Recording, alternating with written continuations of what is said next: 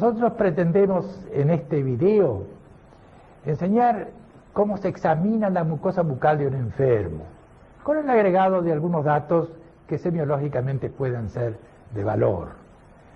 Porque la semiología, que es de lo que vamos a hablar, estudia los signos, que es lo que nosotros vemos en la boca del enfermo, que son las lesiones elementales que después vamos a relatar, y los síntomas, que es lo que nos dice el paciente. Pero cuando tomamos algunos antecedentes de la enfermedad por la cual viene o del proceso por el cual consulta, se nos dicen algunos datos que son indicios de las posibles enfermedades que pueda tener el enfermo. Todo eso lo vamos consignando en una historia clínica, donde también en ella se van a hacer constar los exámenes complementarios. Exámenes no siempre complementarios, a veces decisivos, como puede ser un estudio anatomopatológico, o un examen de laboratorio, o una radiografía. Nosotros hoy vamos a tratar solamente dos aspectos muy importantes de la semiología de la mucosa bucal. La técnica de cómo realizamos el examen en el enfermo. Y después los signos o lesiones elementales que podemos hallar dentro de la boca. Para hacer un examen correcto de la mucosa bucal hay que disponer de una buena fuente de luz. Esta fuente puede ser directa o puede ser indirecta a través de un espejo. Si es directa es mejor natural.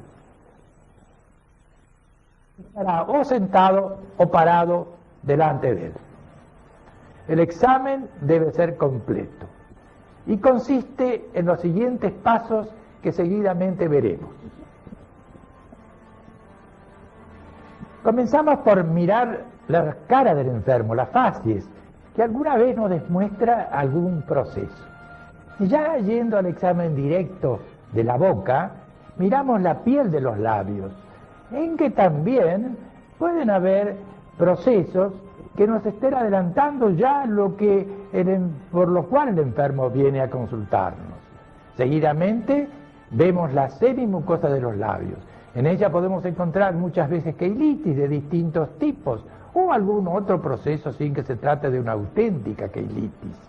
Hacemos abrir un poquito la boca para examinar las comisuras, donde es muy frecuente encontrar queilitis angulares, especialmente en personas de edad, con candidasis o con otros tipos de lesiones angulares. Entonces hacemos abrir bien la boca y nos vamos a la mucosa yugal derecha. Quería primero decirles que cuando damos vuelta los labios para mirar la cara mucosa de los mismos, habrá que tener cuidado de no encontrar algunas veces aftas que al enfermo le duelen, y el mismo enfermo, cuando nosotros vamos a tomarle los labios, a veces los retira porque tiene miedo que le estemos tocando su lesión dolorosa. Entonces hay que tener cuidado de no meterse en la mucosa, sino dar vuelta a la semimucosa para observar entonces el surco gíngivo labial inferior, el frenillo o las lesiones que pudieran haber a ese nivel, la encía adherente, la encía libre y aún las piezas dentarias. Y hacemos lo mismo con el labio superior. Lo vertimos y miramos también los mismos elementos que hemos observado en el labio inferior para ver si hay patología. Pasamos entonces a la mucosa yugal. Hacemos abrir la boca grande y vemos sin ningún elemento de examen qué pasa en esa mucosa yugal.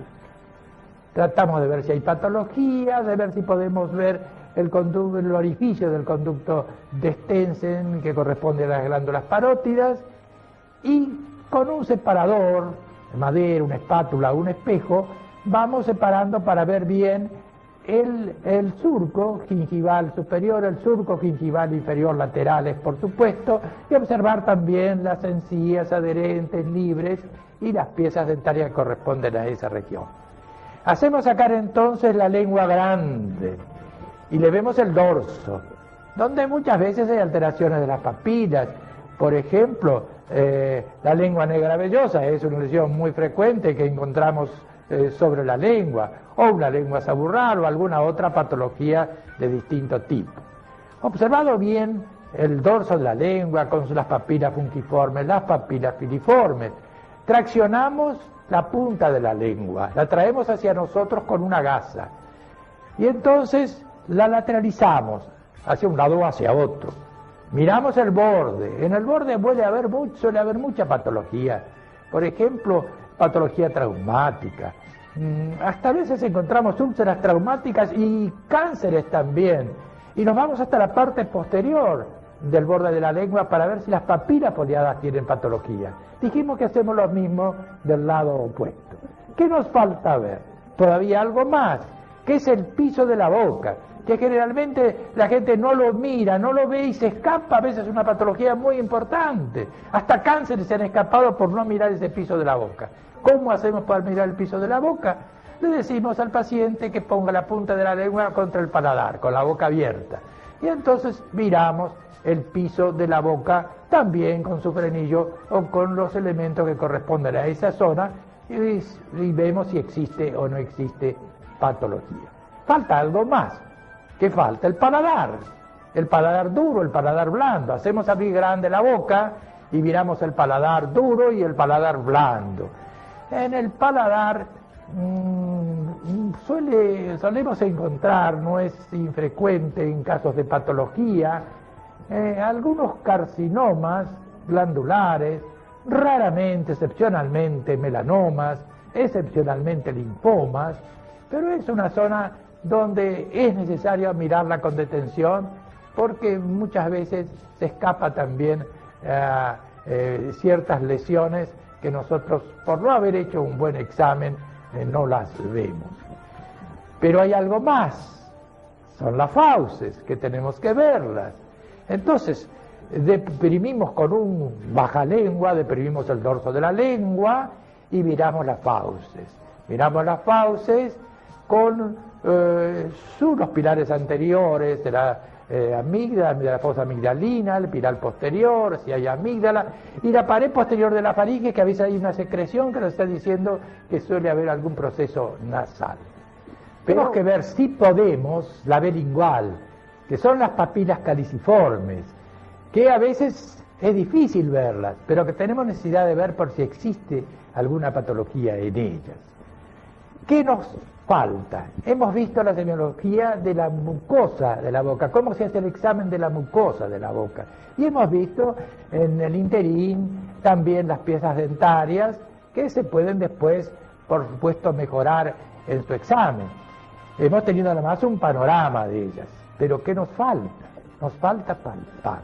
¿Palpar qué? El cuello. Hay que palpar los ganglios, sobre todo cuando hay un cáncer de boca. El cáncer de boca es el tumor que está en la boca, pero puede tener adenopatía. Y entonces tenemos que palpar. ¿Cómo palpamos el cuello? Empezamos por palpar las glándulas submaxilares.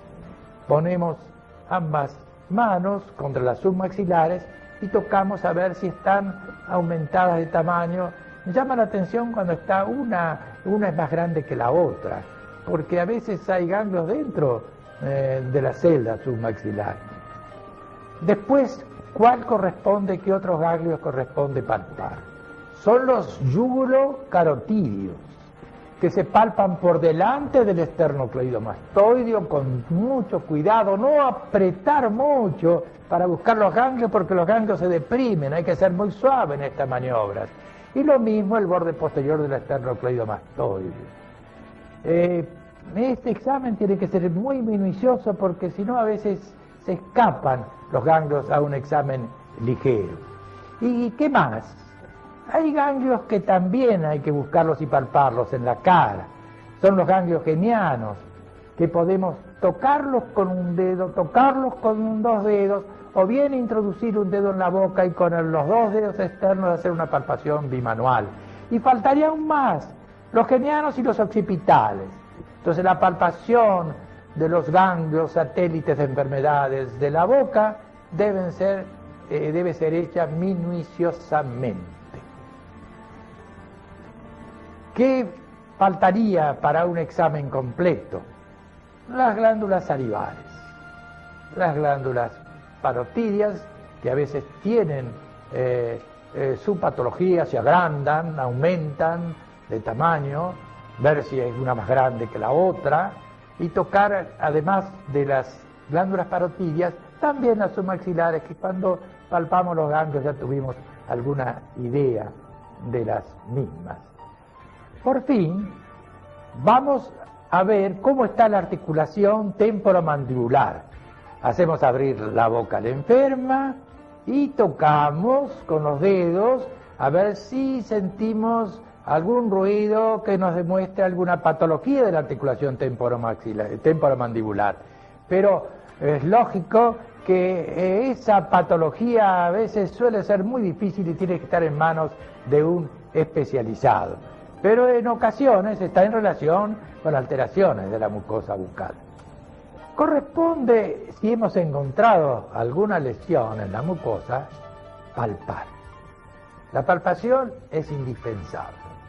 Hay veces en casos de lesiones que no sabemos si son cánceres o no, si son erosiones precancerosas o cancerizables, la palpación es indispensable para ir a buscar la dureza de su borde. Hay que palpar con un dedo unilateralmente al principio, y hay ocasiones en que hay que palpar bidigitalmente, es decir, con dos o un dedo colocado por debajo del maxilar o por fuera en la cara y por dentro donde está la lesión. Hay también en ocasiones, por ejemplo, de un quiste mucoide, que cuando tenemos dudas sobre si eso no es el quiste mucoide, a veces el enfermo lo rompe, lo mastica, lo rompe y hace perder los caracteres objetivos de un auténtico quiste mucoide, tenemos que ir a punzar con una agujita de punción, ver si sale un líquido gelatinoso que es el contenido del quiste. Y esa misma aguja de punción puede servir a veces para tomar la sensibilidad de la mucosa de la piel, cuando en caso de, por ejemplo, destrucciones por cánceres de la boca, donde a veces se altera la sensibilidad. Si hubiera una lesión fistulosa, la sonda para analizarla sería indispensable. Se introduce la sondita y se ve hasta dónde y llega la fistulización, hasta qué sitio llegue.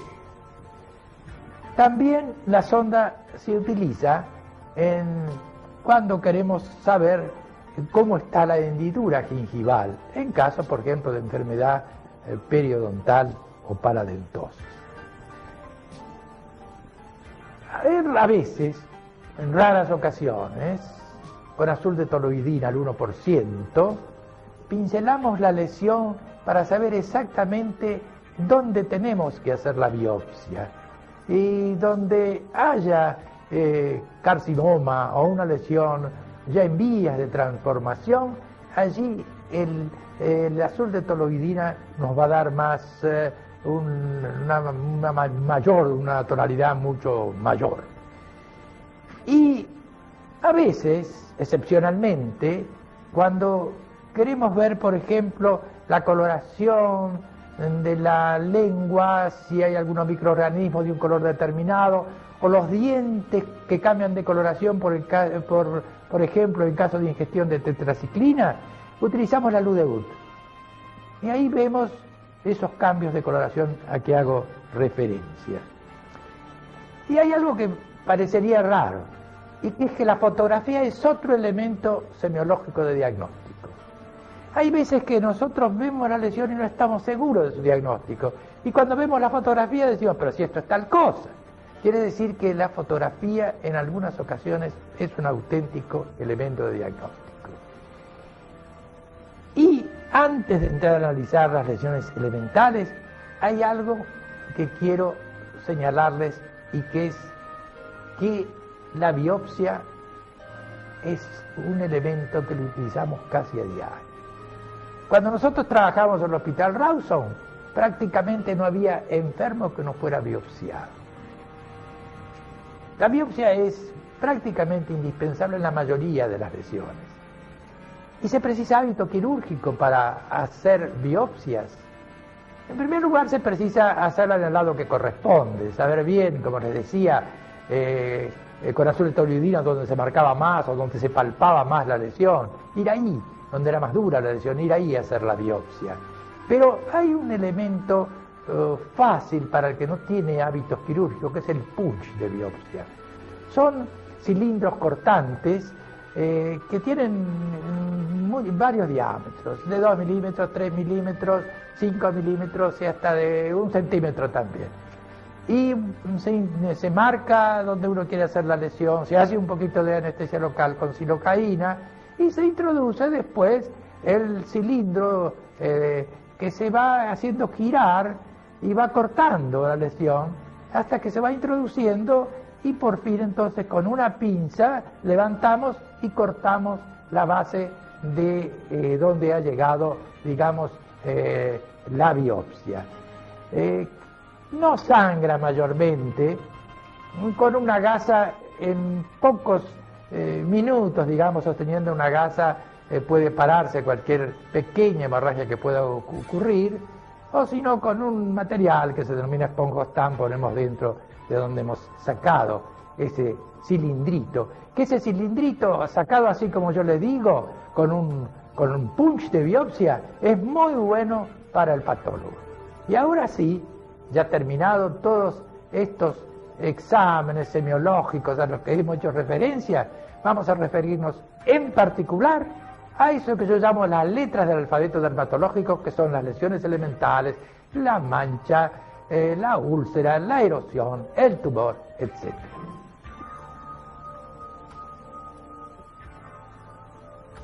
Las lesiones elementales de la mucosa bucal, como dijimos, son como las letras de un alfabeto que es indispensable para conocer un idioma. En dermatología nosotros les llamamos lesiones elementales y así también las designamos en estomatología. ¿Por qué un atraso en el conocimiento de la especialidad? Porque prácticamente todas las lesiones se agrupaban, o afecciones, se agrupaban como gingivitis, glositis, estomatitis, es como si nosotros frente a un enfermo con algo en la piel dijéramos tiene una dermatitis, carece de significado. El diagnóstico de un proceso en la mucosa bucal se hace en base a establecer si estamos frente a una erosión, como dije, a una úlcera, es decir, a una ampolla, una vegetación, una lesión elemental.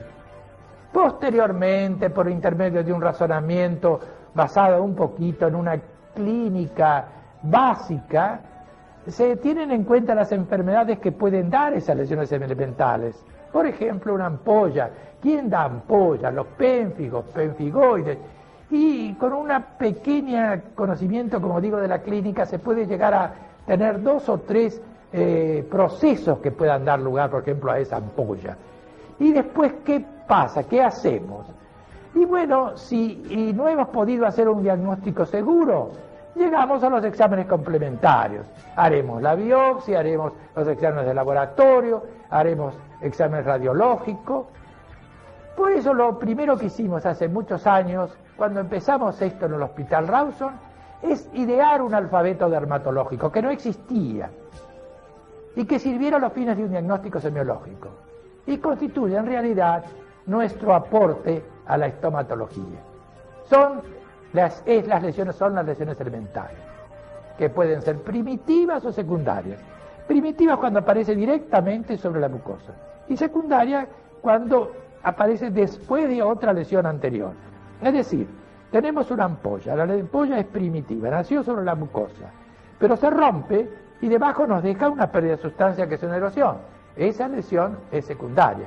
Pero, ojo, que las lesiones secundarias lo son por su evolución, pero no, digamos, por su valor.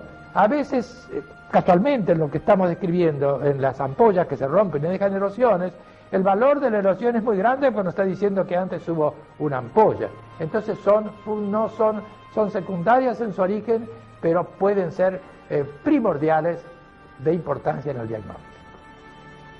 Iremos mostrando y señalando los caracteres en este video, en que solo pretendemos hacer la presentación de las letras de este alfabeto que hemos hecho antes referencia. Y agregaremos al mostrar esas lesiones elementales el diagnóstico del proceso que tenía ese paciente, para que sirva como una introducción a la clínica. Pero solamente lo que queremos nosotros es hacer una carta de presentación de las lesiones elementales. Lo demás es un agregado que puede servir como iniciación a la química. La lesión primitiva más sencilla es la que denominamos mancha. ¿Qué es una mancha? Es un cambio de coloración de la mucosa, en el caso de lesiones de la mucosa, por ejemplo, estamos refiriéndonos a eso, que no hace relieve. Cambio de coloración de la mucosa que no hace relieve. Para entender cuando cambia la coloración de la mucosa, tenemos que saber por qué la mucosa bucal tiene esa coloración rosado parduzca.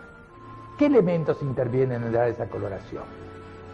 Esencialmente el pigmento hemático, el pigmento melánico, y también hay que tener en cuenta la constitución histológica del epitelio, que puede alterarse y entonces dar un cambio de coloración, dar también una mancha. El pigmento hemático, ¿dónde está? Está en los hematíes.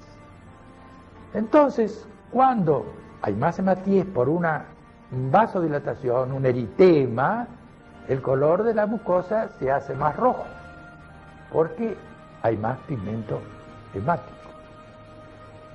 ¿Qué puede pasar también? Que no haya una vasodilatación, pero que haya mucho pigmento hemático, por ejemplo, en una poliglobulia o enfermedad de Baquet. Entonces también la mucosa se ve mucho más roja. En ocasiones, un derrame de sangre en la mucosa podría hacer ver que existe también una lesión roja. Pero cuando hay esa extravasación sanguínea, esa púrpura, la mancha es roja, pero si nosotros la apretamos a través de un vidriorreloj, por ejemplo, no se va el color de la mancha, porque está el depósito del pigmento hemático allí. En cambio, en una vasodilatación, un eritema, o en cambio en una poliglobulia o enfermedad de Baquet, uno puede con la diascopía hacerlo desaparecer a ese color rojo. Pero podría ser al revés, podría faltar pigmento hemático. Es el caso de las anemias, en donde la mucosa es de color pálido. Y precisamente es en la boca donde nosotros buscamos si existe clínicamente la posibilidad de una anemia. Miramos las conjuntivas, pero también miramos el piso de la mucosa bucal, que es blanco porque hay menos pigmento hemático. Dijimos que también el pigmento melánico le da parte toma parte en esa coloración. Ese pigmento está en la capa basal del epitelio y a veces aumenta hipercromias o a veces disminuye hipocromias. Entonces hay manchas hipercrómicas o manchas hipocrómicas. Y por ejemplo, ¿qué puede hacer cambiar el color con respecto al epitelio, a la constitución histológica del epitelio? Los epitelios no son queratinizados, salvo una pequeña porción en la encía y en el paladar, pero no son queratinizados. Cuando se queratinizan son blancos. Entonces en una leucoplasia, una mancha de leucoplasia, un líquen, es blanco porque se ha queratinizado el epitelio. Entonces hasta ahora vimos como los tres elementos que constituyen que dan lugar a la coloración normal de la mucosa, pigmento hemático, pigmento melánico y constitución histológica de la mucosa, son los que pueden dar manchas cuando se alteran. Pero hay algo más. Hay pigmentos que no intervienen en la coloración de la mucosa. Por ejemplo, la bilirrubina. Pero cuando ictericia se pone amarilla la boca. ¿Por qué? Porque aumenta el pigmento que normalmente no intervenía, pero ahora está en tal cantidad que ya sí interviene y entonces aparece la mucosa con un color amarillento. Puede además suceder que vengan pigmentos medicamentosos, por ejemplo, que salgan al exterior de la boca por la mucosa.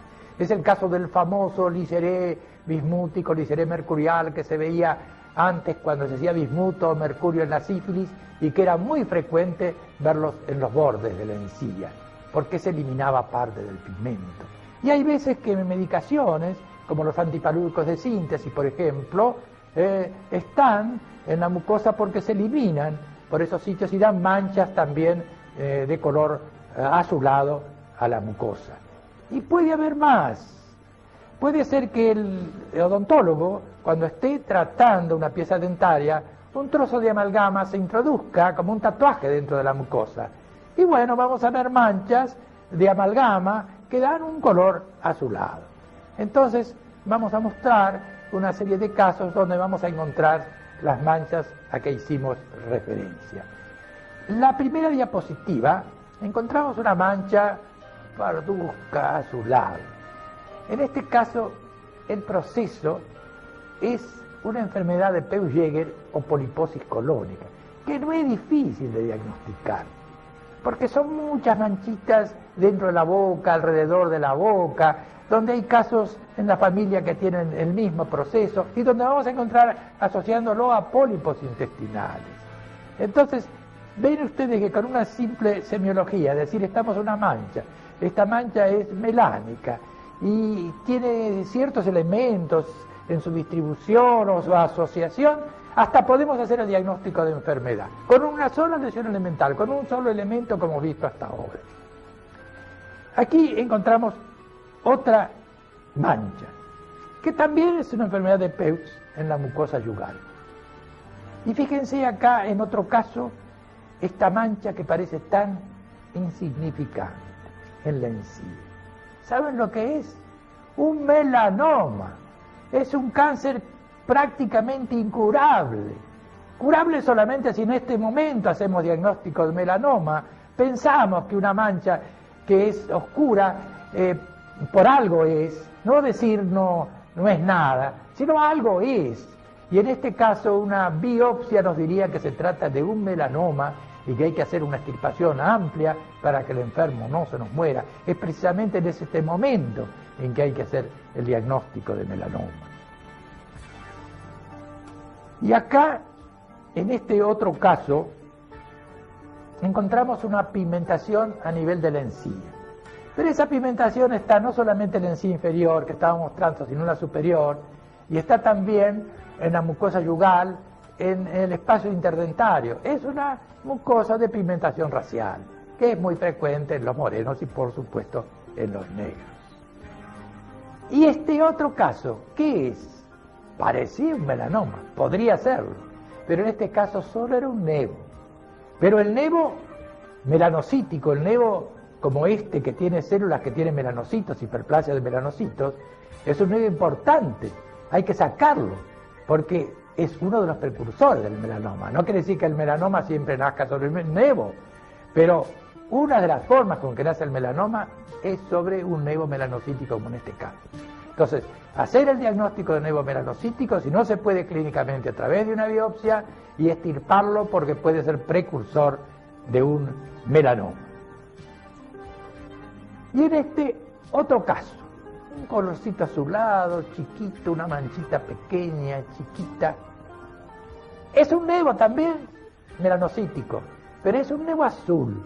El melanocito acá está en la profundidad del corion y entonces da ese color azulado. Cualquier pigmentación melánica en la profundidad de un corion o de una dermis, en lugar de dar un color negro, da un color azulado. Por eso que vemos el color azulado, y el nevo por eso se llama nevo azul, que también hay que sacarlo.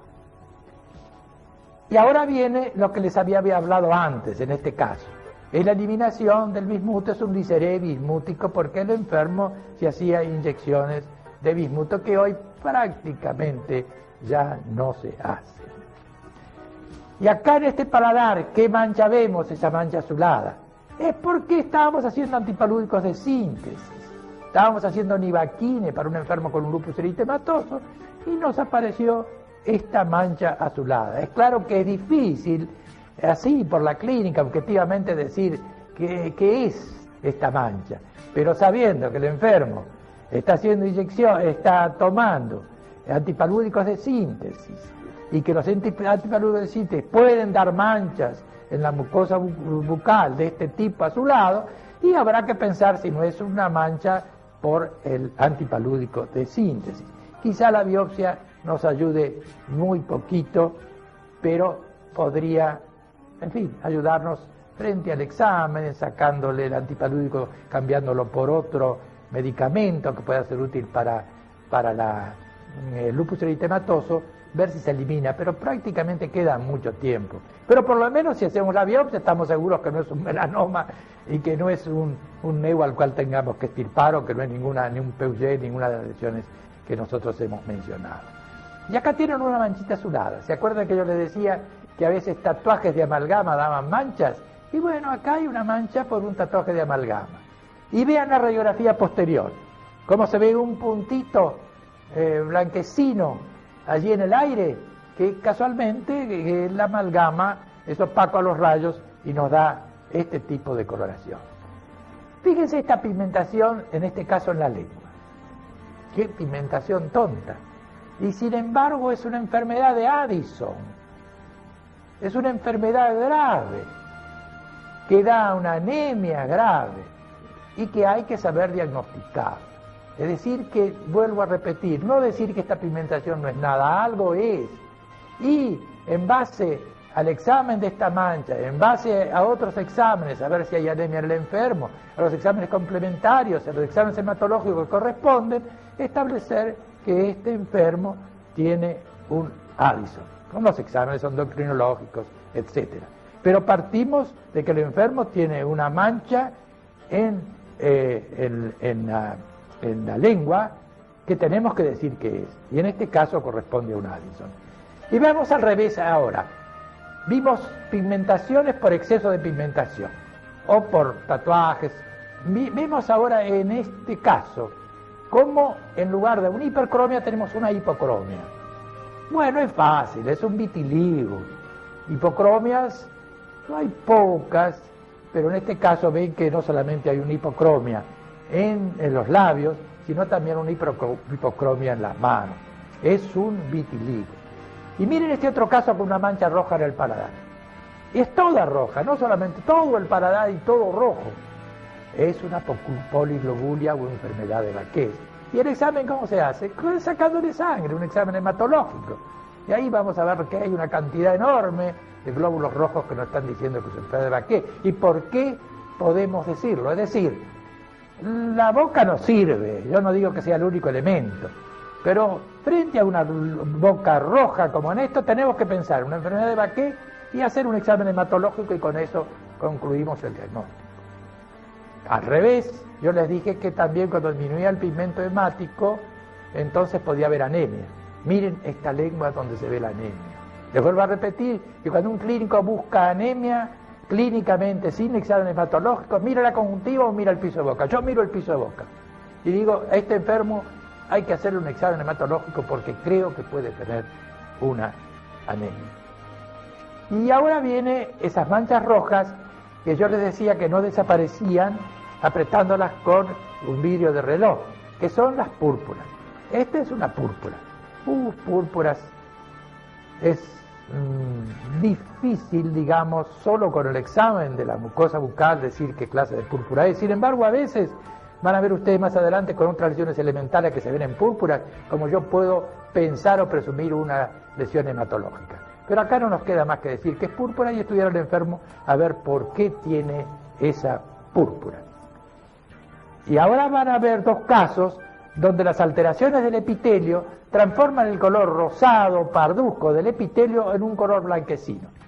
En el primer caso, ¿qué es? Es un líquen. Esa mancha blanca arborizada ya está haciendo el diagnóstico. No hay manchas blancas arborizadas que no sean líquen. ¿Y por qué se produce esa mancha? Les dije porque acá se queratinizó la mucosa, pero se queratinizó de una forma muy especial, porque también en este otro caso que vemos hay una lesión blanca. Pero ¿qué pasa acá? No es una lesión así como las ramas de un árbol, es una lesión homogénea, blanca. Acá es una leucoplasia. Hubo también queratinización de la mucosa, pero con otro aspecto, con otra forma. Si tenemos la ampolla, saldría todo el contenido, no quedaría nada el contenido de la ampolla. Pero esto es, digamos, es solamente teórico, porque las vesículas son tan chiquititas que al pincharlas ya se rompe toda la vesícula y la ampolla no. Pero, ¿qué ocurre? Que vesículas hay en muy pocos procesos de la mucosa bucal. En el herpes simple, en el herpes zóster, que tiene una disposición en ramillete que ya hace su diagnóstico en el herpes zóster con su gran dolor. En cambio, las ampollas no tienen esa disposición en ramillete, de manera que sin necesidad de recurrir a pinchar, a ver si es una vesícula o una ampolla, por su aspecto nosotros vamos a darnos cuenta si es una vesícula o una ampolla. La pústula da pus y las vesículas ampollas tienen un contenido seroso o hemorrágico y la pústula tiene un contenido purulento. La pústula es rara en la mucosa bucal.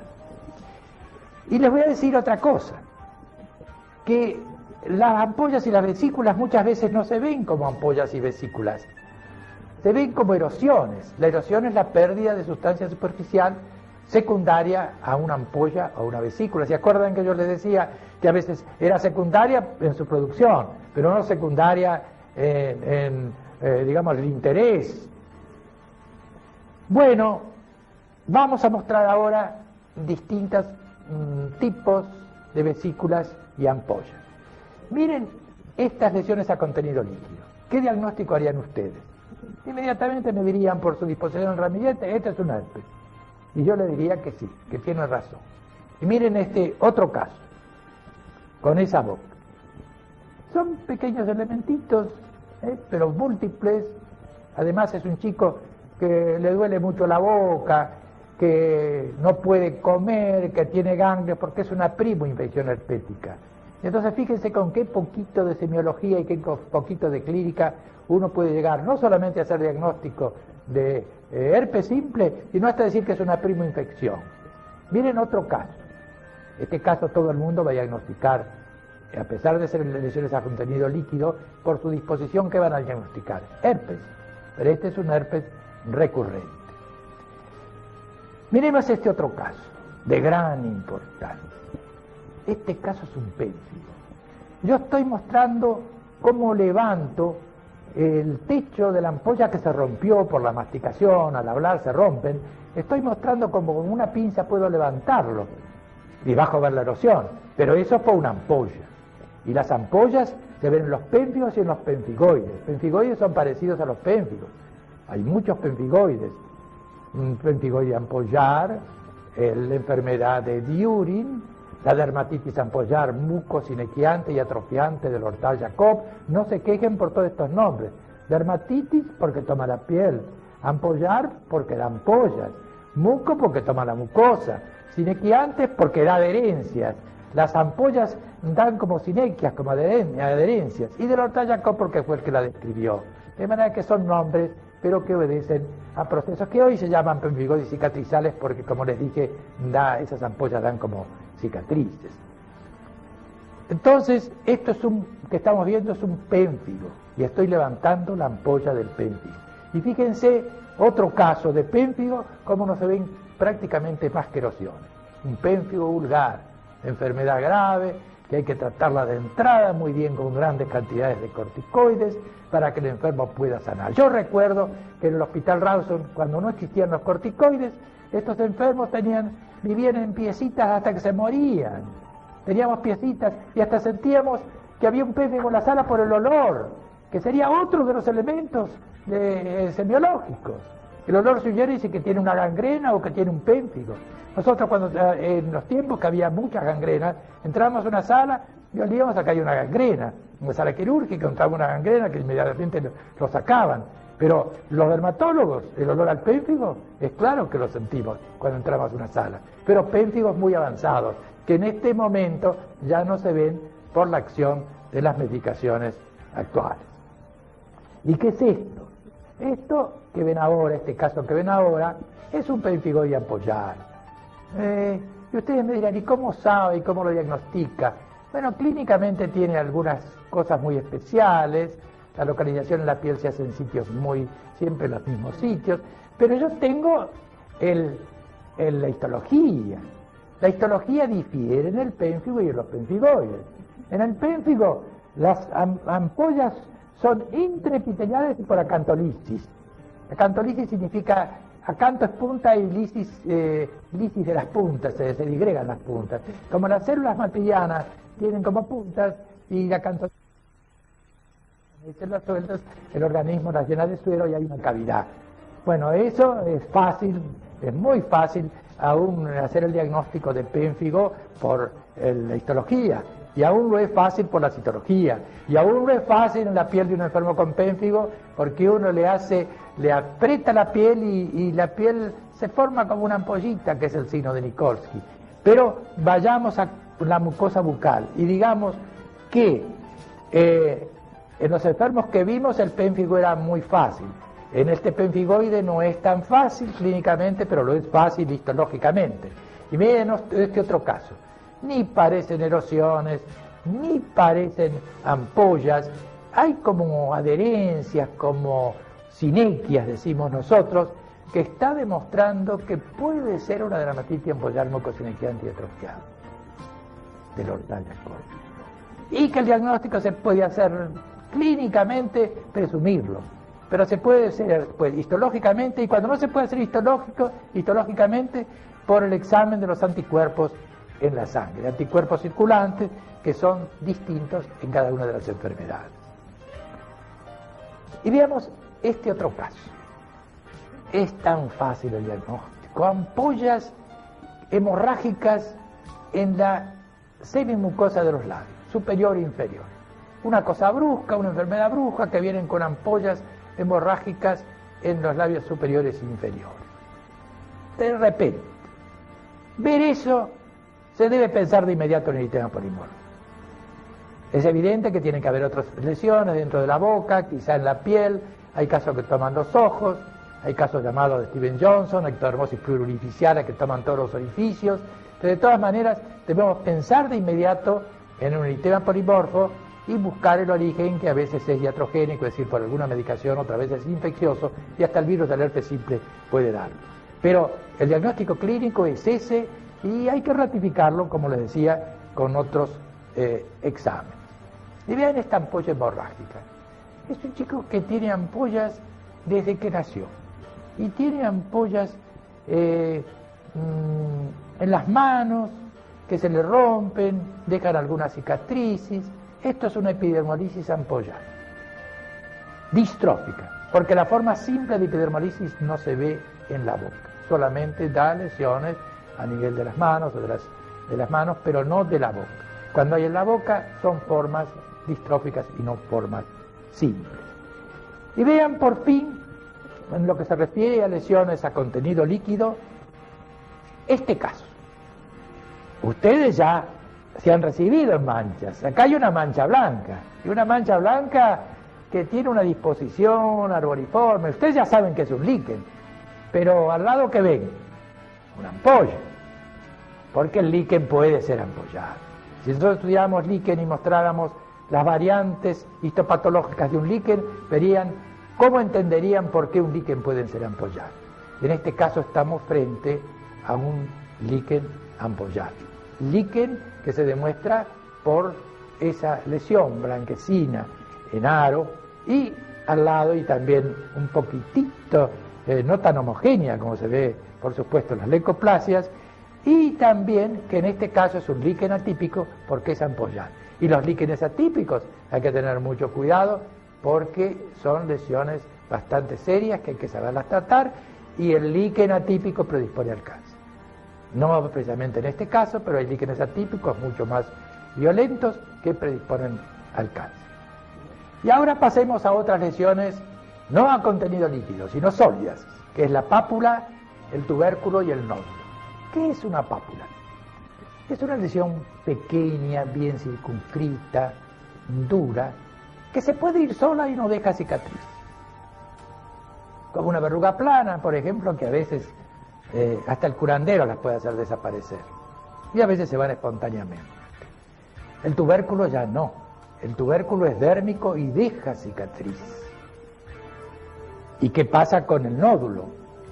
El nódulo es una lesión que levanta la mucosa. Es como un globo que levantara la mucosa.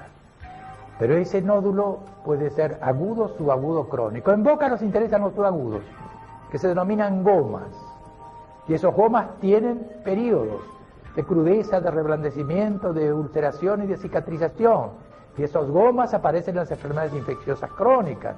En la sífilis, por ejemplo, teníamos gomas en la lengua, teníamos gomas en el paladar. Y refiriéndonos, volviendo atrás hacia las pápulas.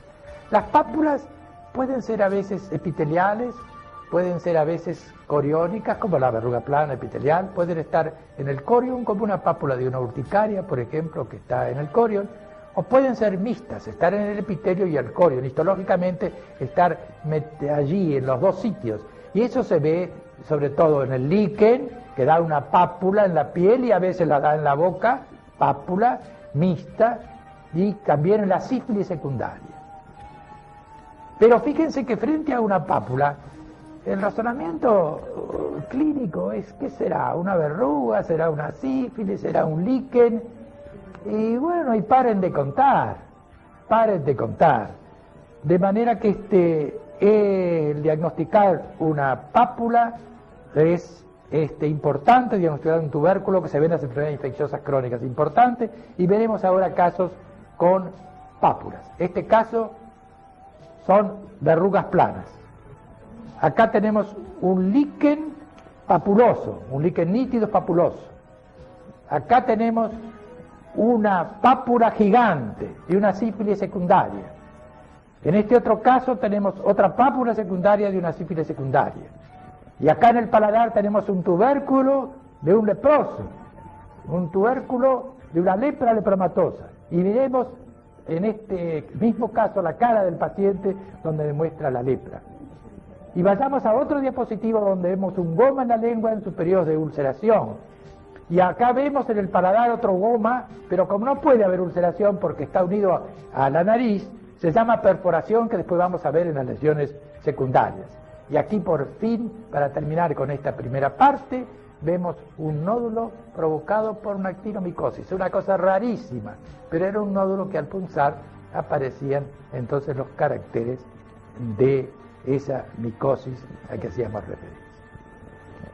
Vamos a dejar esta primera parte y en una segunda seguiremos con la descripción de las lesiones elementales, primitivas y secundarias. Nada más por ahora.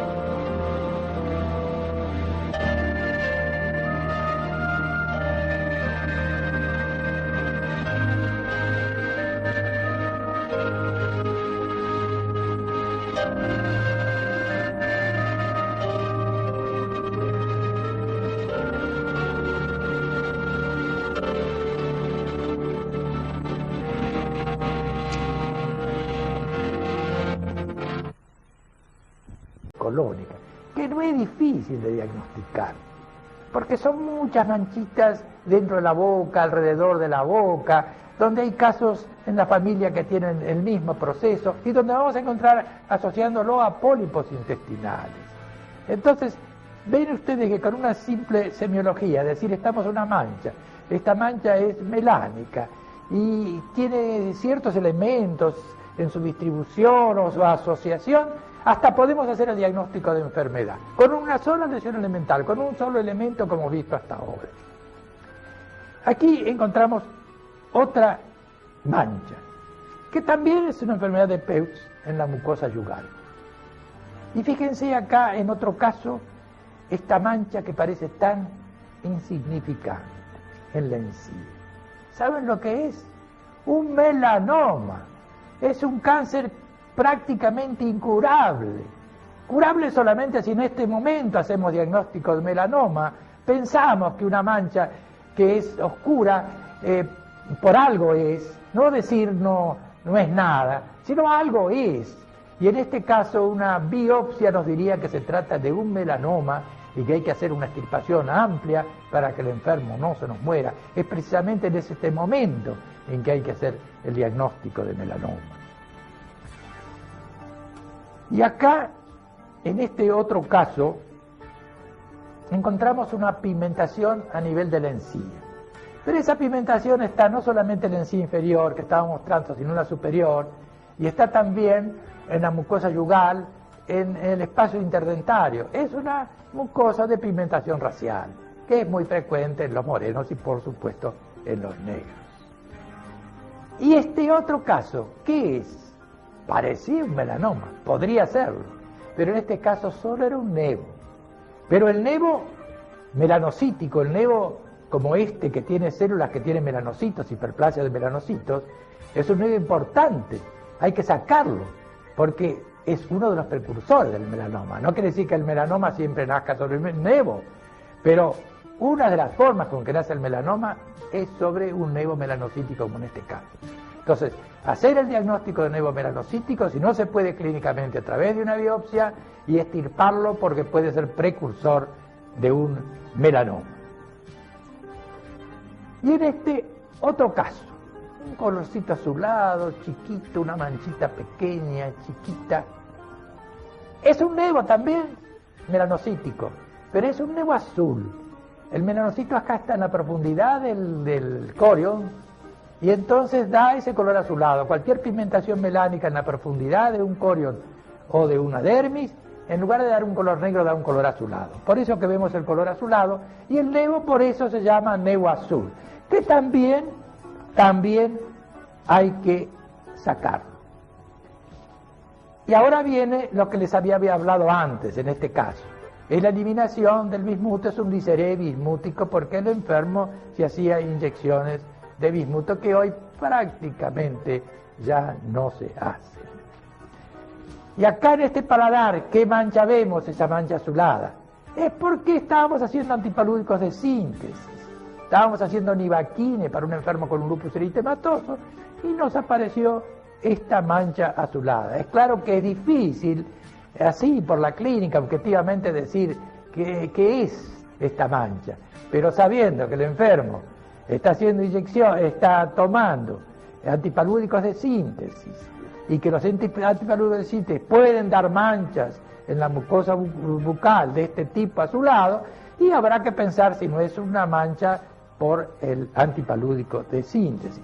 Quizá la biopsia nos ayude muy poquito, pero podría, en fin, ayudarnos frente al examen, sacándole el antipalúdico, cambiándolo por otro medicamento que pueda ser útil para el lupus eritematoso, ver si se elimina, pero prácticamente queda mucho tiempo. Pero por lo menos si hacemos la biopsia estamos seguros que no es un melanoma y que no es un nevo al cual tengamos que extirpar, o que no es ni un PUG, ninguna de las lesiones que nosotros hemos mencionado. Y acá tienen una manchita azulada. ¿Se acuerdan que yo les decía que a veces tatuajes de amalgama daban manchas? Y bueno, acá hay una mancha por un tatuaje de amalgama. Y vean la radiografía posterior, cómo se ve un puntito blanquecino allí en el aire, que casualmente la amalgama es opaco a los rayos y nos da este tipo de coloración. Fíjense esta pigmentación, en este caso en la lengua. Qué pigmentación tonta. Y sin embargo es una enfermedad de Addison. Es una enfermedad grave, que da una anemia grave y que hay que saber diagnosticar. Es decir que, vuelvo a repetir, no decir que esta pigmentación no es nada, algo es. Y en base al examen de esta mancha, en base a otros exámenes, a ver si hay anemia en el enfermo, a los exámenes complementarios, a los exámenes hematológicos que corresponden, establecer que este enfermo tiene un Addison, con los exámenes endocrinológicos, etc. Pero partimos de que el enfermo tiene una mancha en la lengua que tenemos que decir que es, y en este caso corresponde a un Addison. Y vemos al revés ahora. Vimos pigmentaciones por exceso de pigmentación o por tatuajes. Vemos ahora en este caso cómo en lugar de una hipercromia tenemos una hipocromia. Bueno, es fácil, es un vitiligo. Hipocromias, no hay pocas, pero en este caso ven que no solamente hay una hipocromia en los labios, sino también una hipocromia en las manos. Es un vitiligo. Y miren este otro caso con una mancha roja en el paladar. Es toda roja, no solamente todo el paladar y todo rojo. Es una poliglobulia o una enfermedad de Baquet. ¿Y el examen cómo se hace? Sacándole sangre, un examen hematológico. Y ahí vamos a ver que hay una cantidad enorme de glóbulos rojos que nos están diciendo que es enfermedad de Baquet. ¿Y por qué podemos decirlo? Es decir, la boca no sirve, yo no digo que sea el único elemento, pero frente a una boca roja como en esto tenemos que pensar una enfermedad de Baquet y hacer un examen hematológico y con eso concluimos el diagnóstico. Al revés, yo les dije que también cuando disminuía el pigmento hemático, entonces podía haber anemia. Miren esta lengua donde se ve la anemia. Les vuelvo a repetir que cuando un clínico busca anemia, clínicamente, sin examen hematológico, mira la conjuntiva o mira el piso de boca. Yo miro el piso de boca y digo, a este enfermo hay que hacerle un examen hematológico porque creo que puede tener una anemia. Y ahora viene esas manchas rojas que yo les decía que no desaparecían apretándolas con un vidrio de reloj, que son las púrpuras. Esta es una púrpura. Púrpuras es difícil, digamos, solo con el examen de la mucosa bucal decir qué clase de púrpura es. Sin embargo, a veces van a ver ustedes más adelante con otras lesiones elementales que se ven en púrpura, como yo puedo pensar o presumir una lesión hematológica. Pero acá no nos queda más que decir que es púrpura y estudiar al enfermo a ver por qué tiene esa púrpura. Y ahora van a ver dos casos donde las alteraciones del epitelio transforman el color rosado, parduzco del epitelio en un color blanquecino. En el primer caso, ¿qué es? Es un líquen. Esa mancha blanca arborizada ya está haciendo el diagnóstico. No hay manchas blancas arborizadas que no sean líquen. ¿Y por qué se produce esa mancha? Les dije porque acá se queratinizó la mucosa, pero se queratinizó en una forma muy especial, porque también en este otro caso que vemos hay una lesión blanca. Pero ¿qué pasa acá? No es una lesión así como las ramas de un árbol, es una lesión homogénea, blanca. Acá es una leucoplasia. Hubo también queratinización de la mucosa, pero con otro aspecto, con otra forma. Si damos la ampolla, saldría todo el contenido, no quedaría nada el contenido de la ampolla. Pero esto es, digamos, es solamente teórico, porque las vesículas son tan chiquititas que al pincharlas ya se rompe toda la vesícula y la ampolla no. Pero ¿qué ocurre? Que vesículas hay en muy pocos procesos de la mucosa bucal, en el herpes simple, en el herpes zóster, que tiene una disposición en ramillete que ya hace su diagnóstico en el herpes zóster con su gran dolor. En cambio las ampollas no tienen esa disposición en ramillete, de manera que sin necesidad de recurrir a pinchar, a ver si es una vesícula o una ampolla, por su aspecto nosotros vamos a darnos cuenta si es una vesícula o una ampolla. La pústula da pus y las vesículas ampollas tienen un contenido seroso o hemorrágico y la pústula tiene un contenido purulento. La pústula es rara en la mucosa bucal. Y les voy a decir otra cosa, que las ampollas y las vesículas muchas veces no se ven como ampollas y vesículas, se ven como erosiones. La erosión es la pérdida de sustancia superficial secundaria a una ampolla o una vesícula. ¿Se acuerdan que yo les decía que a veces era secundaria en su producción, pero no secundaria digamos, el interés? Bueno, vamos a mostrar ahora distintos tipos de vesículas y ampollas. Miren estas lesiones a contenido líquido. ¿Qué diagnóstico harían ustedes? Inmediatamente me dirían por su disposición en ramillete, este es un herpes. Y yo le diría que sí, que tiene razón. Y miren este otro caso, con esa boca. Son pequeños elementitos, pero múltiples. Además es un chico que le duele mucho la boca, que no puede comer, que tiene ganglios, porque es una primo-infección herpética.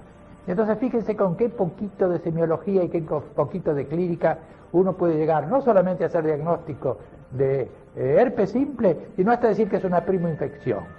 Miren otro caso. Este caso todo el mundo va a diagnosticar a pesar de ser lesiones a contenido líquido, por su disposición que van a diagnosticar herpes, pero este es un herpes recurrente. Miremos este otro caso, de gran importancia. Este caso es un pénfigo. Yo estoy mostrando cómo levanto el techo de la ampolla que se rompió por la masticación, al hablar se rompen. Estoy mostrando cómo con una pinza puedo levantarlo y bajo ver la erosión, pero eso es por una ampolla. Y las ampollas se ven en los pénfigos y en los penfigoides. Los penfigoides son parecidos a los pénfigos. Hay muchos penfigoides. Un penfigoide ampollar, la enfermedad de Durin, la dermatitis ampollar mucosinequiante y atrofiante del Hortal-Jacob. No se quejen por todos estos nombres. Dermatitis porque toma la piel, ampollar porque da ampollas, muco porque toma la mucosa, sinequiantes porque da adherencias. Las ampollas dan como sinequias, como adherencias, y del Hortal-Jacob porque fue el que la describió. De manera que son nombres, pero que obedecen a procesos que hoy se llaman penfigoides cicatrizales porque, como les dije, esas ampollas dan como cicatrices.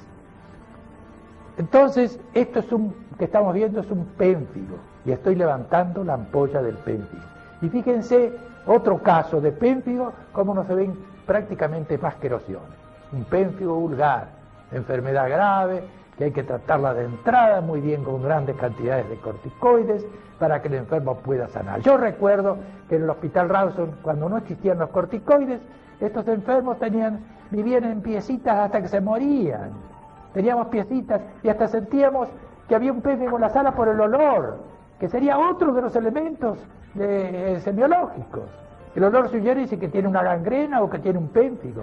Nosotros en los tiempos que había muchas gangrenas, entrábamos a una sala y olíamos a que hay una gangrena. En una sala quirúrgica encontraba una gangrena que inmediatamente lo sacaban.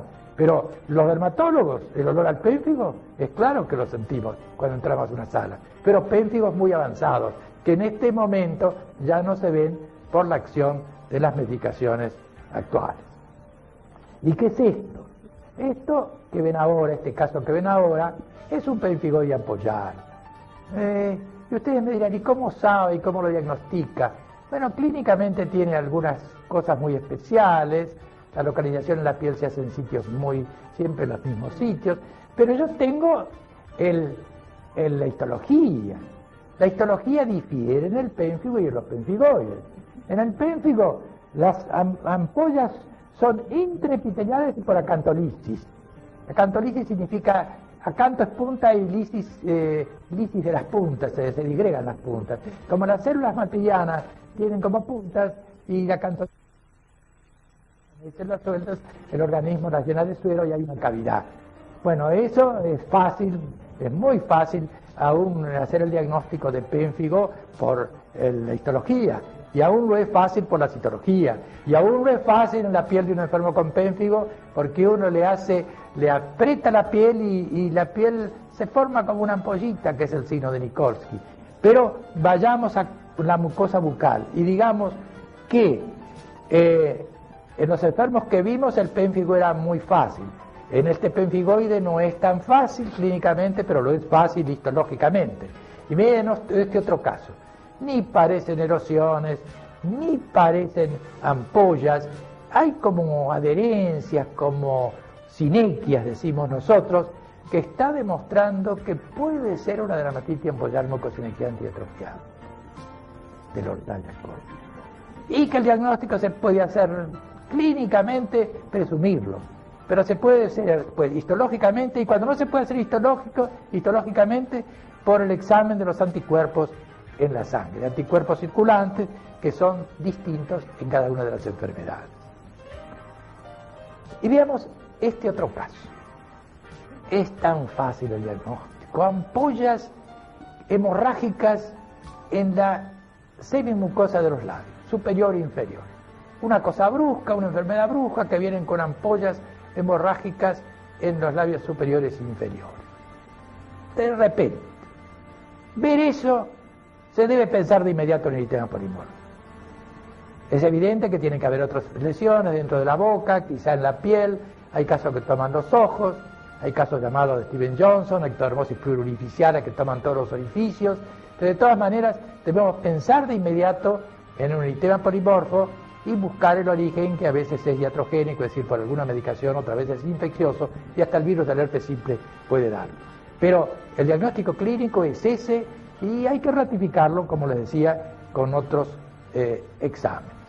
Y vean esta ampolla hemorrágica.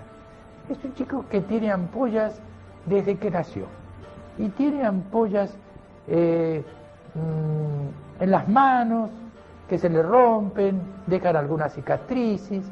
Esto es una epidermolisis ampollar, distrófica, porque la forma simple de epidermolisis no se ve en la boca, solamente da lesiones a nivel de las manos o de las manos, pero no de la boca.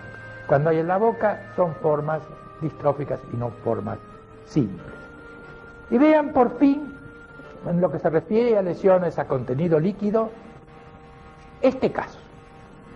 Ustedes ya se han recibido manchas. Acá hay una mancha blanca, y una mancha blanca que tiene una disposición arboriforme. Ustedes ya saben que es un líquen, pero al lado que ven, una ampolla, porque el líquen puede ser ampollado. Si nosotros estudiáramos líquen y mostráramos las variantes histopatológicas de un líquen, verían cómo entenderían por qué un líquen puede ser ampollado. En este caso estamos frente a un líquen ampollado. Líquen que se demuestra por esa lesión blanquecina en aro, y al lado, y también un poquitito, no tan homogénea como se ve, por supuesto, en las leucoplasias, y también vamos en estomatología. ¿Por qué un atraso en el conocimiento de la especialidad? Porque prácticamente todas las lesiones se agrupaban, o afecciones, se agrupaban como gingivitis, glositis, estomatitis. Es como si nosotros frente a un enfermo con algo en la piel dijéramos tiene una dermatitis. Carece de significado. El diagnóstico de un proceso en la mucosa bucal se hace en base a establecer si estamos frente a una erosión, como dije, a una úlcera, es decir, a una ampolla, una vegetación, una lesión elemental. Posteriormente, por intermedio de un razonamiento basado un poquito en una clínica básica, se tienen en cuenta las enfermedades que pueden dar esas lesiones elementales. Por ejemplo, una ampolla. ¿Quién da ampolla? Los pénfigos, penfigoides. Y con una pequeña conocimiento, como digo, de la clínica, se puede llegar a tener 2 o 3 procesos que puedan dar lugar, por ejemplo, a esa ampolla. Y después, ¿qué pasa? ¿Qué hacemos? Y bueno, si no hemos podido hacer un diagnóstico seguro, llegamos a los exámenes complementarios. Haremos la biopsia, haremos los exámenes de laboratorio, haremos exámenes radiológicos. Por eso lo primero que hicimos hace muchos años, cuando empezamos esto en el Hospital Rawson, es idear un alfabeto dermatológico que no existía y que sirviera a los fines de un diagnóstico semiológico, y constituye en realidad nuestro aporte a la estomatología. Las lesiones son las lesiones elementales, que pueden ser primitivas o secundarias. Primitivas cuando aparece directamente sobre la mucosa, y secundaria cuando aparece después de otra lesión anterior. Es decir, tenemos una ampolla, la ampolla es primitiva, nació sobre la mucosa, pero se rompe y debajo nos deja una pérdida de sustancia que es una erosión. Esa lesión es secundaria. Pero, ojo, que las lesiones secundarias lo son por su evolución, pero no, digamos, por su valor. A veces, casualmente, en lo que estamos describiendo, en las ampollas que se rompen y dejan erosiones, el valor de la erosión es muy grande cuando está diciendo que antes hubo una ampolla. Entonces son secundarias en su origen, pero pueden ser primordiales de importancia en el diagnóstico. Iremos mostrando y señalando los caracteres en este video, en que solo pretendemos hacer la presentación de las letras de este alfabeto que hemos hecho antes referencia. Y agregaremos, al mostrar esas lesiones elementales, el diagnóstico del proceso que tenía ese paciente, para que sirva como una introducción a la clínica. Pero solamente lo que queremos nosotros es hacer una carta de presentación de las lesiones elementales. Lo demás es un agregado que puede servir como iniciación a la clínica. La lesión primitiva más sencilla es la que denominamos mancha. ¿Qué es una mancha? Es un cambio de coloración de la mucosa, en el caso de lesiones de la mucosa, por ejemplo, estamos refiriéndonos a eso, que no hace relieve. Cambio de coloración de la mucosa que no hace relieve. Para entender cuando cambia la coloración de la mucosa, tenemos que saber por qué la mucosa bucal tiene esa coloración rosado parduzca. ¿Qué elementos intervienen en dar esa coloración? Esencialmente el pigmento hemático, el pigmento melánico, y también hay que tener en cuenta la constitución histológica del epitelio, que puede alterarse y entonces dar un cambio de coloración, dar también una mancha. El pigmento hemático, ¿dónde está? Está en los hematíes. Entonces, cuando hay más hematíes por una vasodilatación, un eritema, el color de la mucosa se hace más rojo, porque hay más pigmento hemático. ¿Qué puede pasar también? Que no haya una vasodilatación, pero que haya mucho pigmento hemático, por ejemplo, en una poliglobulia o enfermedad de Baquet. Entonces también la mucosa se ve mucho más roja. En ocasiones, un derrame de sangre en la mucosa podría hacer ver que existe también una lesión roja. Pero cuando hay esa extravasación sanguínea, esa púrpura, la mancha es roja, pero si nosotros la apretamos a través de un vidriorreloj, por ejemplo, no se va el color de la mancha, porque está el depósito del pigmento hemático allí. En cambio, en una vasodilatación, un eritema, o en cambio en una poliglobulia o enfermedad de Baquet, uno puede con la diascopía hacerlo desaparecer a ese color rojo. Pero podría ser al revés, podría faltar pigmento hemático. Es el caso de las anemias, en donde la mucosa es de color pálido. Y precisamente es en la boca donde nosotros buscamos si existe clínicamente la posibilidad de una anemia. Miramos las conjuntivas, pero también miramos el piso de la mucosa bucal, que es blanco porque hay menos pigmento hemático. Dijimos que también el pigmento melánico le da parte toma parte en esa coloración.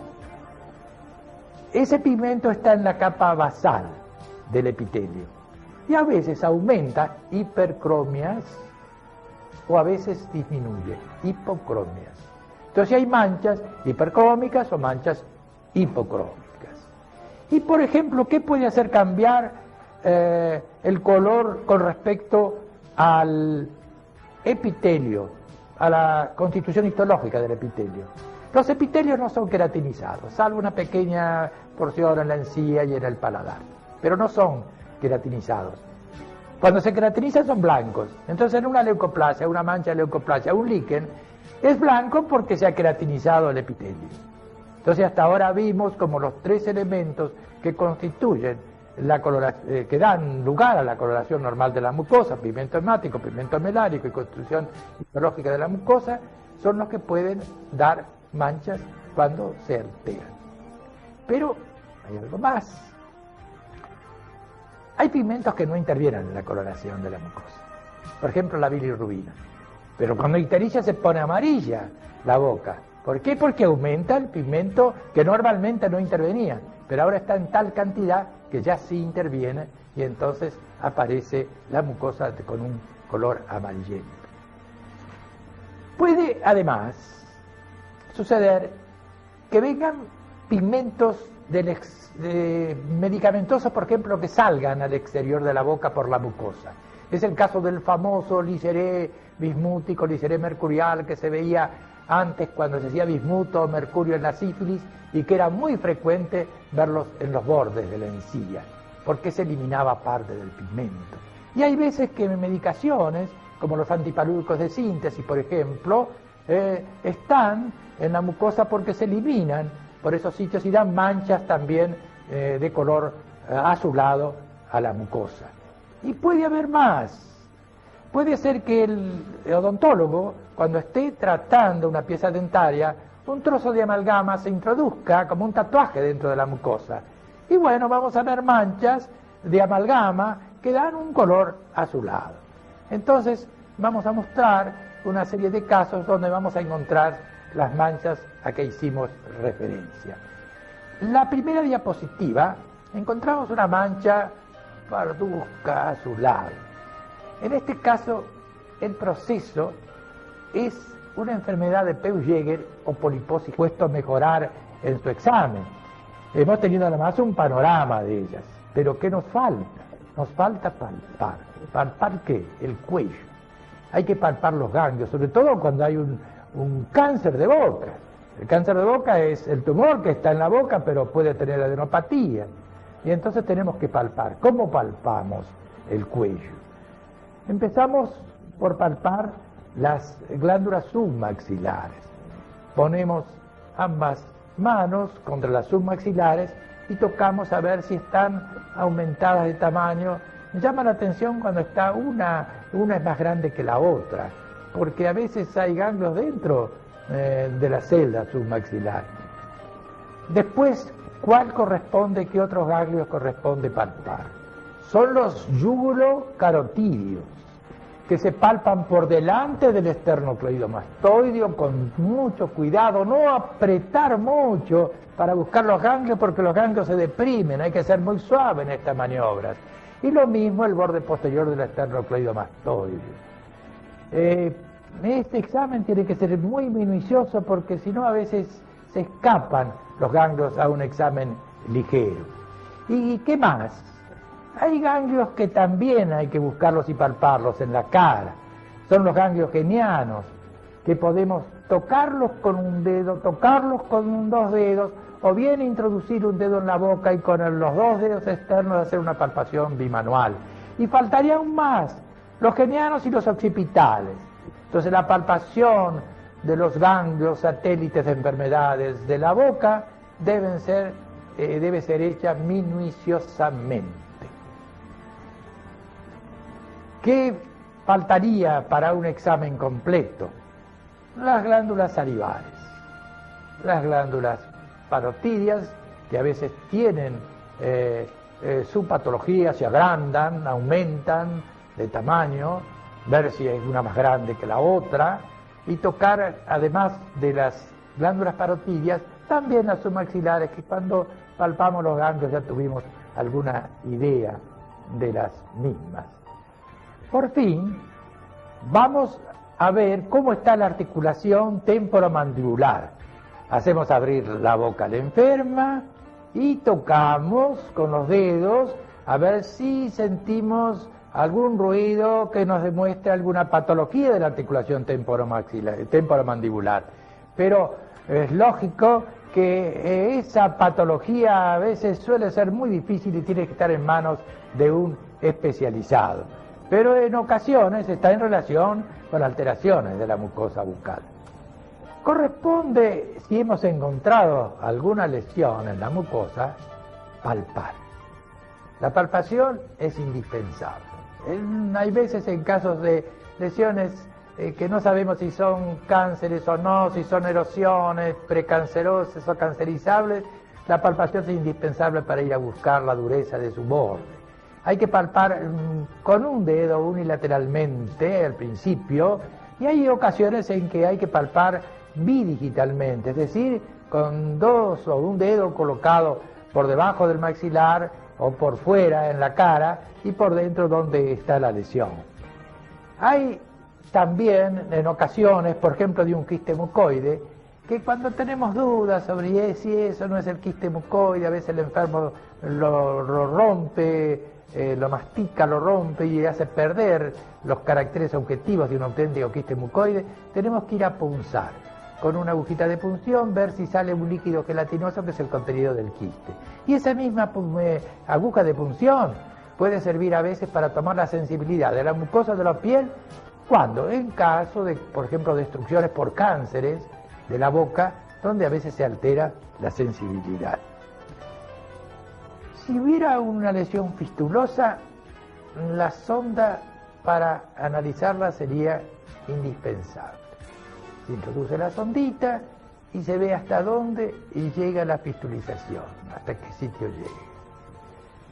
También la sonda se utiliza cuando queremos saber cómo está la hendidura gingival, en caso, por ejemplo, de enfermedad periodontal o paradentosis. A veces, en raras ocasiones, con azul de toluidina al 1%, pincelamos la lesión para saber exactamente dónde tenemos que hacer la biopsia. Y donde haya carcinoma o una lesión ya en vías de transformación, allí el azul de toluidina nos va a dar más una tonalidad mucho mayor. Y a veces, excepcionalmente, cuando queremos ver, por ejemplo, la coloración de la lengua, si hay algunos microorganismos de un color determinado, o los dientes que cambian de coloración, por ejemplo, en caso de ingestión de tetraciclina, utilizamos la luz de Wood. Y ahí vemos esos cambios de coloración a que hago referencia. Y hay algo que parecería raro, y que es que la fotografía es otro elemento semiológico de diagnóstico. Hay veces que nosotros vemos la lesión y no estamos seguros de su diagnóstico, y cuando vemos la fotografía decimos, pero si esto es tal cosa.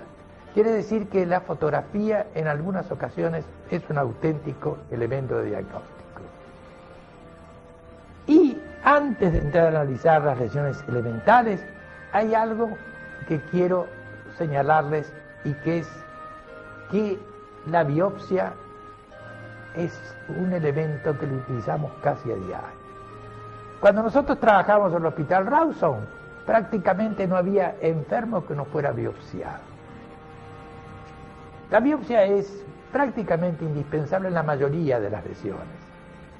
Y se precisa hábito quirúrgico para hacer biopsias. En primer lugar, se precisa hacerla en el lado que corresponde, saber bien, como les decía, con azul de toluidina donde se marcaba más o donde se palpaba más la lesión, ir ahí, donde era más dura la lesión, ir ahí a hacer la biopsia.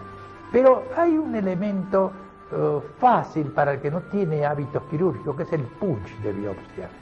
Son cilindros cortantes que tienen varios diámetros, de 2 milímetros, 3 milímetros, 5 milímetros y hasta de 1 centímetro también.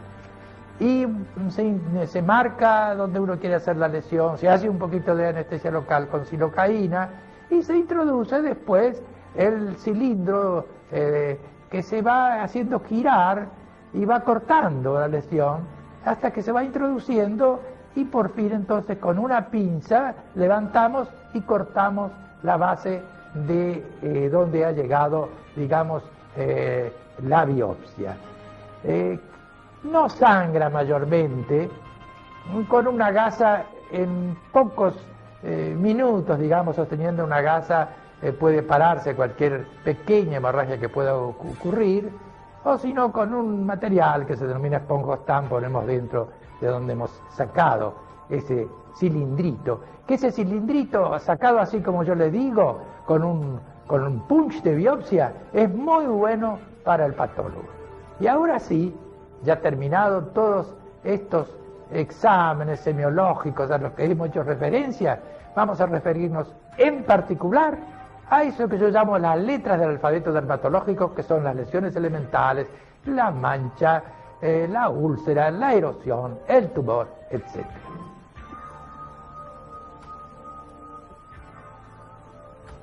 Las lesiones elementales de la mucosa bucal, como dijimos, son como las letras de un alfabeto que es indispensable para conocer un idioma.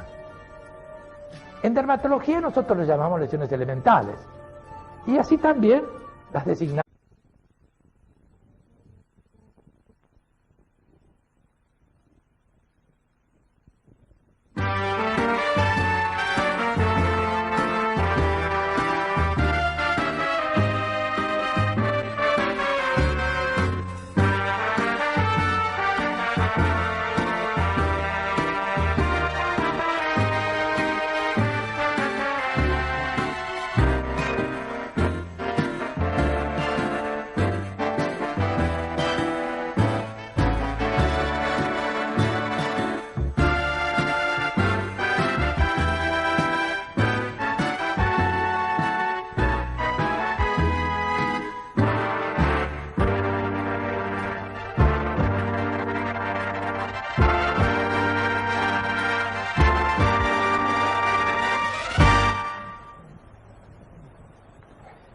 Nosotros pretendemos en este video enseñar cómo se examina la mucosa bucal de un enfermo, con el agregado de algunos datos que semiológicamente puedan ser de valor.